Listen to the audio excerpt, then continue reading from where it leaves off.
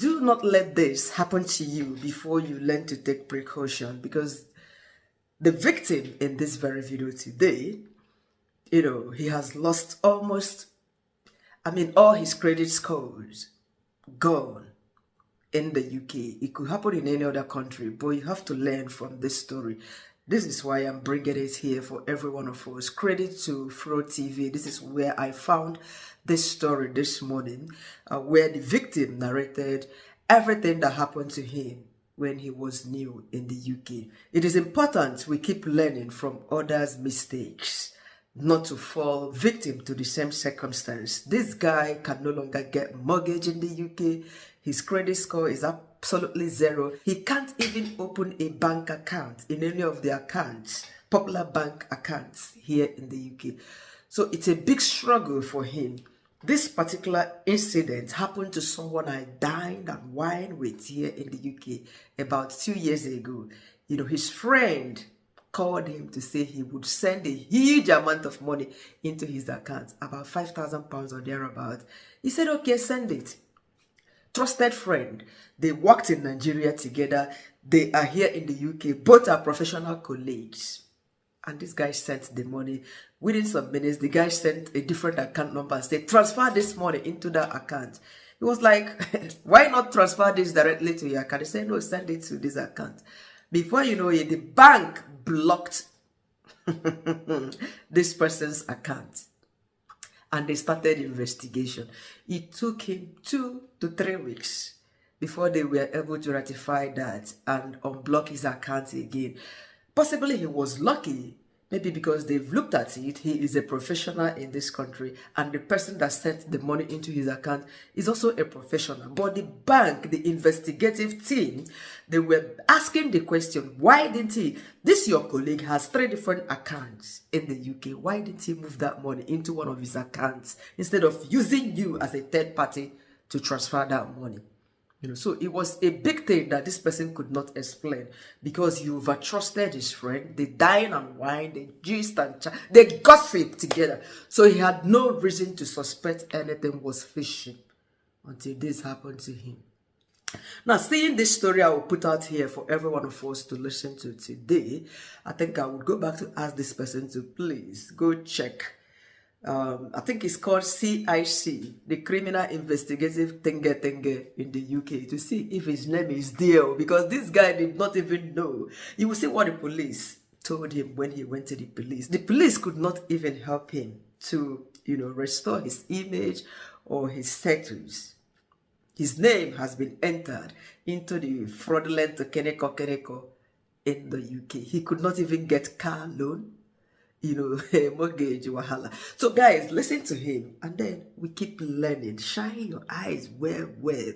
Over trust. Hey, it has dealt so much with a lot of people in abroad and home as well. Some years ago, while we just relocated to the UK, so I got this factory job at it's called Park and Cakes Bakery. It's there in Ashton Old Road in Oldham. I started working there. I do night shift that time. That is far back 2022, 2023. So I met this guy called Jude Eric. That was his name. He's a Benin guy, and he's been very helpful. He told us a lot of things about the working place because he's been working there before we got there. So we became very close because we were on the same shift pattern. And there was a time I needed a bike because he told me he could get those things at an half price.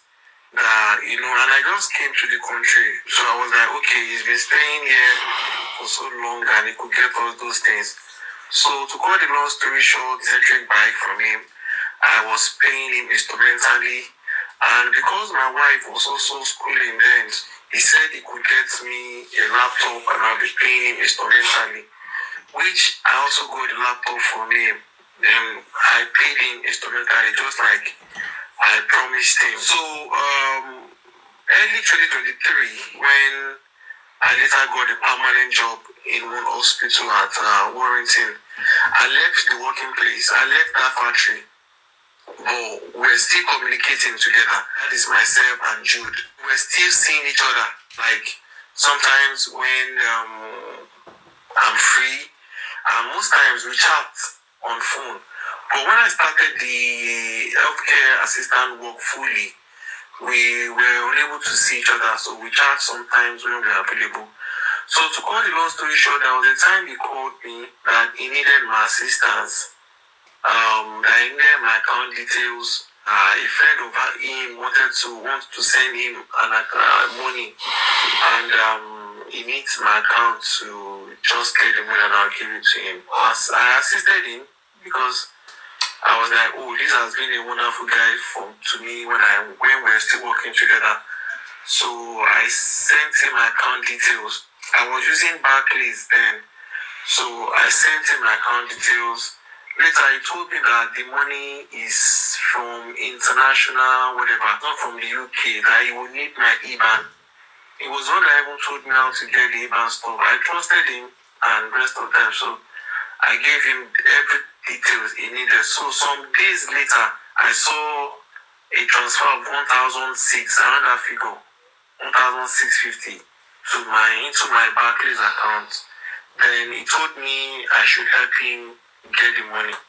So I wanted to send the money to his account. He said no, that I wanted the money cash. As at that time, I have not had the withdrawal card to get him the money cash. So I sent the money from my Barclays account to my Revolut account. It was there I was able to make withdraw. So it was one that even told me I can't withdraw 1,000, I could withdraw maybe 900 or so. So I went to the cash machine and I withdrew 900 pounds for him. In fact, I went to give him at this place of work.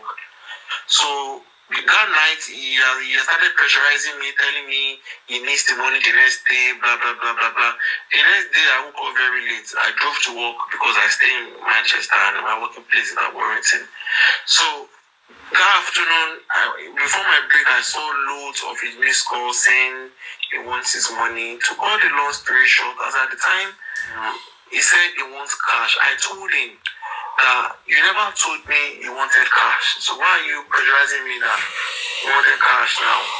So I was like, see, my fuel is just for my job. It's not for running around to do other things. He said he will give me money for fuel. It's in £100 or how much he said he's going to give me money for fuel. Okay. I said, no problem. Since you'll be paying for my fuel, I don't have interest in the money they send to my account, but my fuel is my job. He said he will give me money for fuel. So the second day when I was trying to withdraw the balance for him, I realized that my app, my Barclays app, has been blocked. And I told him, he didn't believe me. I had to record a video on my tab and I sent it to him to confirm that the account has been blocked truly. Then since then, he didn't reach out to me. So I kept on calling the bank. I had that confidence that I didn't know about the money. I just wanted to help him get the money. So I called the bank and there was a time I was linked to the fraud unit.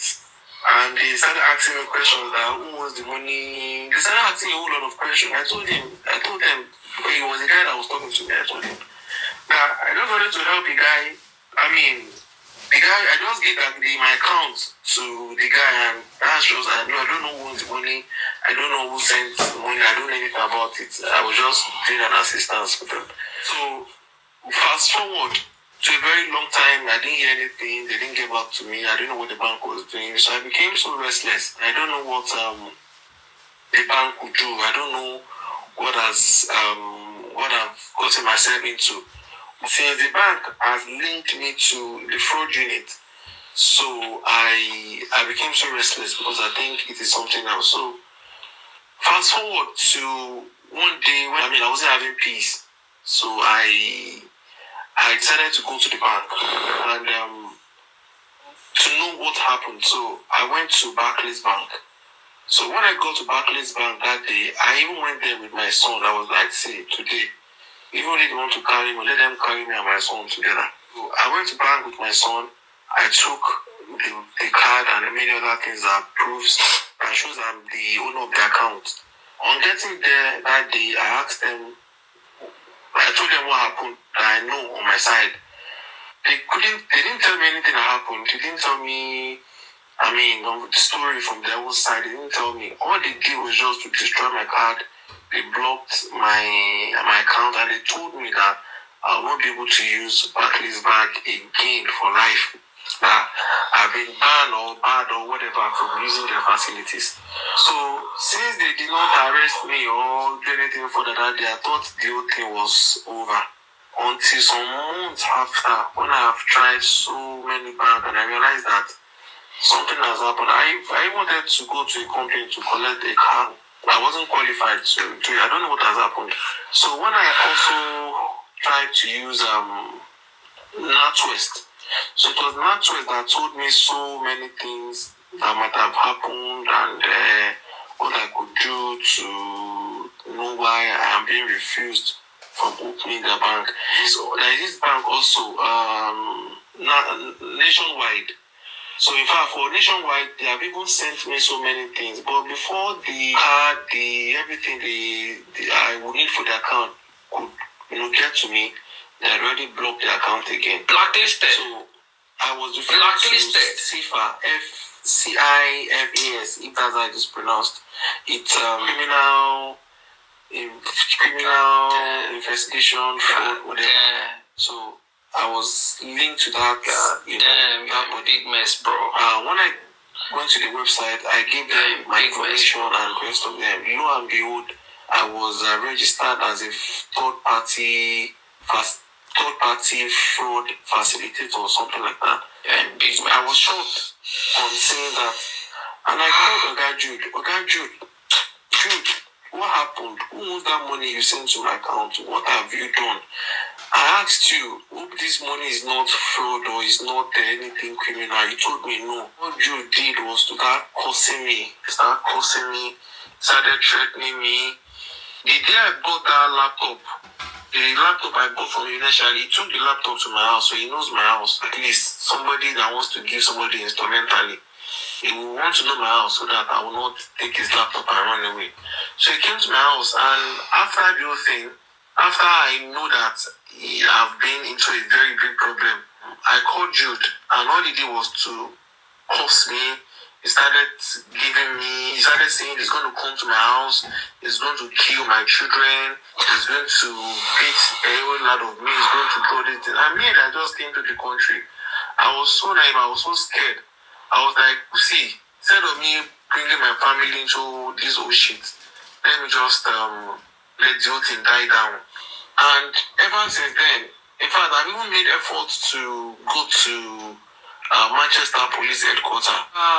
They asked me at the police station that, did this guy, is he threatening me? I said he threatening me, but at the point when I was giving the account, I gave him the account willingly. They said they can't do anything to him because he didn't threaten me. He's not threatening at the moment, and things like that. So what these have done to me is that my name was actually registered at the National Fraud Database, which means I will not be able to use probably to affect my mortgage. I won't be able to enjoy every facility that we enjoy in the UK, and this has actually crippled me financially. I've been using Revolut for the past 3 years now, going to 4 years. Even for his salary. And Jude is there, walking around, enjoying himself. Who knows? Someone vulnerable must have even gotten into his name, because it's as if he's using those that just came into the country that had no orientation or that has not been given the orientation of what is happening. He feasts on those vulnerable people to help him in his fraudulent activities. Thank you. So guys, this is one of the videos you might consider sharing to your loved ones in order to save their credibility abroad. You can see the so-called Jude is free walking around. Police did not arrest him, they did nothing to him, but this man that is naive is being the one suffering. The first story I related to this, the bank possibly unblocked the man's account after 2 weeks of investigation, probably because it was a joint account the man has with his wife. That was what he used to receive that money for his friend. So the bank investigative team, they contacted the man's wife, interrogated her, and she said what she said. Maybe that was the reason that man was able to got out of it. Had it been he used his personal account, it may have tarnished his image, ruined his profession here in the UK. So we should be careful not to fall victim to all of these gullible fellows out there.